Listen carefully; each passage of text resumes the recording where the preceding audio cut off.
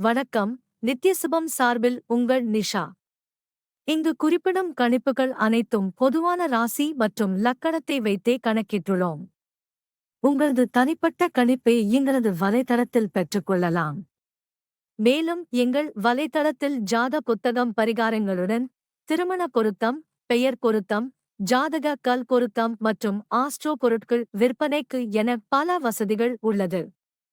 வாங்கல் தலைப்பிற்கு செல்வோம்.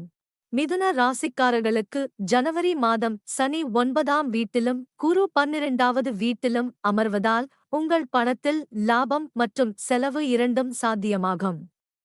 இந்த நேரத்தில் தேவையற்ற செலவுகள் உங்கள் வாழ்க்கையில் அதிகரிக்கக்கூடும்.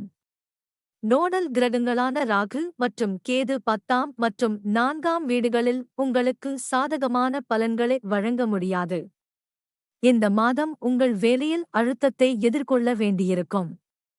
நீங்கள் வணிகத்துறையுடன் தொடர்புடையவராக இருந்தால் ஜனவரி 2025 இல் லாபத்தின் அடிப்படையில் நீங்கள் மிதமான வெற்றியைப் பெறுவீர்கள். உங்கள் வணிக கூட்டாளருடனான உங்கள் உறவில் நீங்கள் சில பிரச்சினைகளை மற்றும் இழப்புகளையும் சந்திக்க நேரிடலாம். இந்த மாதம் படிப்பில் சுமாரான வெற்றி கிடைக்கும் வகையில் கலவையான பலன்களைப் பெறுவீர்கள். 4ஆம் வீட்டிற்கு அதிபதியான புதன் கல்வி கிரகம் 8ஆம் வீட்டில் அமர்வதால் இந்த மாத இறுதியில் சுமாரான பலன்களைப் பெறுவீர்கள்.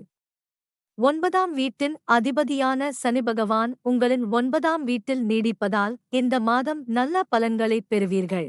4வது வீட்டின் அதிபதியான புதன் ஜனவரி 15, 2025க்கு முன் உங்கள் 7வது வீட்டில் இருப்பார்.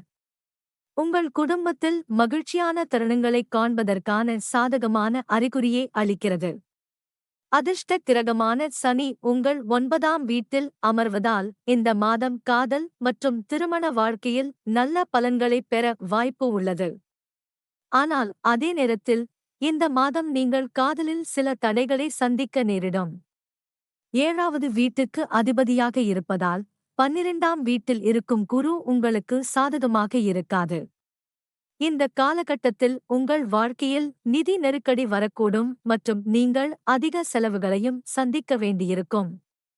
புதன் 8ஆம் வீட்டில் அமர்வதால் கால், தொடை வலி போன்ற உடல்நல பிரச்சினைகளை சந்திக்க நேரிடும். பரிகாரம்: விஷ்ணு சஹஸ்ரநாமத்தை தினமும் பாடுங்கள்.